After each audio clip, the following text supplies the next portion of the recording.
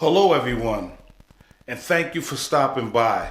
And for all the newcomers, my name is JB the Mentor, and I want to take a couple minutes, or I should say I want to take some time out of my day to get inside of your busy day and talk about something that's affecting all of us right now in this country, and that is masculinity, the Me Too movement. Those things are heavily connected. So the question is, how do we raise good young men? How do we raise young people that can be flexible with the new terms and conditions that we now live in 2018? So stay tuned.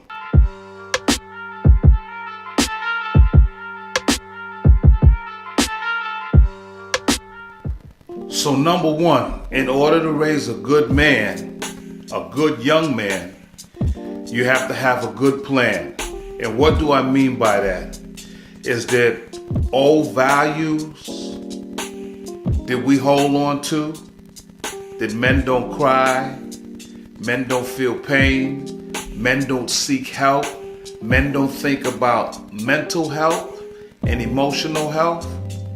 We have to get rid of those norms, because those values will not carry any water in 2018 if you had a pail. The fact, those values will bring a man down. It will restrict him.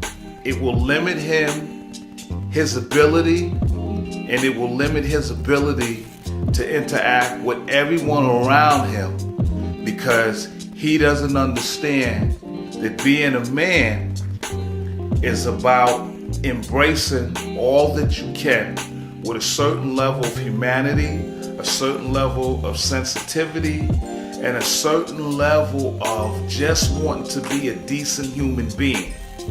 And you can't be any of those things when you've been taught that masculinity is about restricting emotions. So number two, when you're raising a good man, you must find complete role models.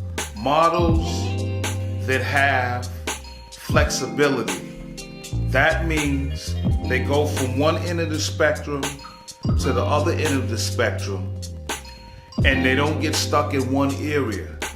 That to really show a young man that he has the potential to travel the universe, he has to see the gamut of that. And that man can't be limited. So that telling another man that he's doing a good job has to be part of the plan. Acknowledging that you need to learn from men is part of masculinity. Seeing those men execute what it is that you're looking for. See, because being a man is a series of steps that are played out before your eyes. And you just add some special touches to it because you are a different individual. So you bring your own flavor to manhood and masculinity.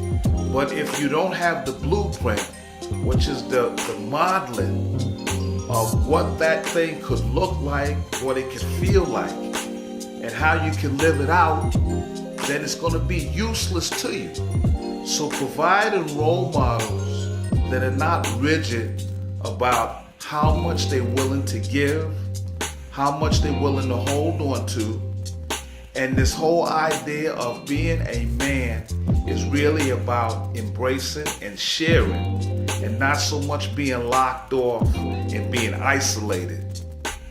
So number three, if you want young men to be better human beings, to be better men, then they have to see healthy relationships between men and women. And that is a deal breaker. See, because someday he's going to be knocking on your door for your daughter. And when that day arrives, if he hasn't had the prerequisite tools that are necessary for him to do that, then that's a problem.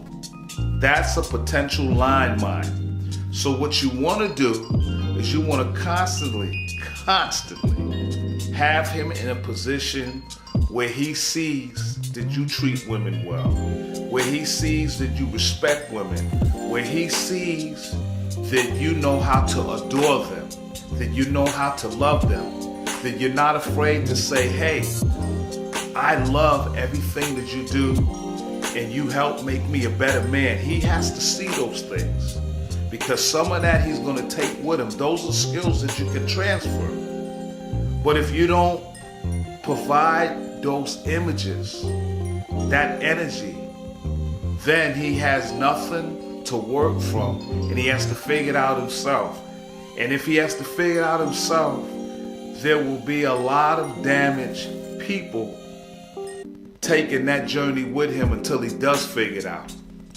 Number 4, if we want conscientious men that are not just lovers of themselves, but lovers of society, we have to be totally honest. And being honest means that you have to start telling young men that their emotions matters.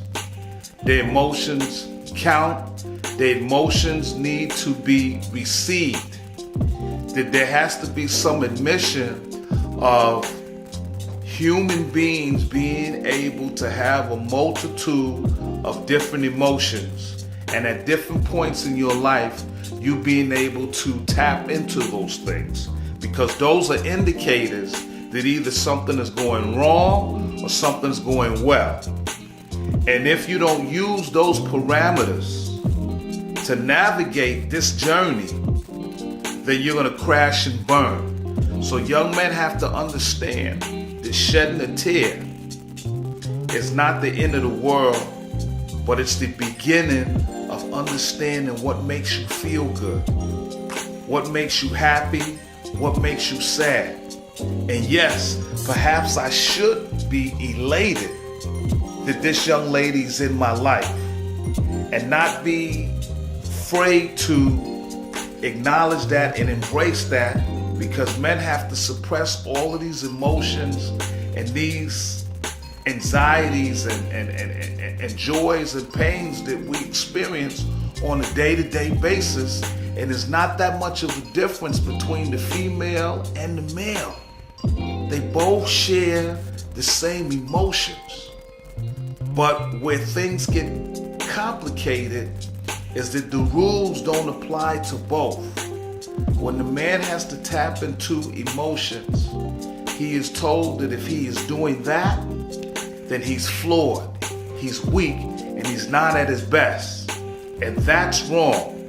When a man is at his best, it's because he is tapped into all of his emotions and he's using those emotions as guides to get to the next level, to be the best person that he can be for himself, for his family, for his community, and ultimately the world. So the 5th thing that you can do to raise a healthy young man, someone that has a balance of masculinity, is to tell him over and over again that you love him. Make him comfortable with that thought. He needs to love and feel those words just like his favorite pair of sneakers, just like his favorite music, just like his favorite sports team. That it has to be part of his DNA. It has to be part of the visuals that he sees. But he has to feel it. I love you, son. I love my nephew. I love my cousin. I love my grandson. I'm in love. And never be afraid to show it. Because the more that he feels love, the more that he hears love, the more he is willing to be love and give love. And that's the thing that we want from our young men. We want them to be creatures of emotions. Because when they don't have emotions, then they have chaos. And when they have chaos, that is a recipe for going nowhere. You just might as well stand there and put a gun to your head. So when young men learn that love is something that can be embraced, something that can be accepted, something that you can feel good about, something that you can take a walk with, because it is such a privilege and an honor to know that you have encountered the energy of love. When you give a young man that, you give him a whole new world that he can't even imagine, but he's willing to embrace and willing to explore. And you give the world a better human being for those actions. Like I always say, love yourself, love your community, and be the change that you want to see. And take the time to hit that like button, that subscribe button, and that bell right in the middle. And I will continue to bring you some of the greatest content that can enrich your lives on a daily basis. This is JB the Mentor, and I love being a catalyst for change.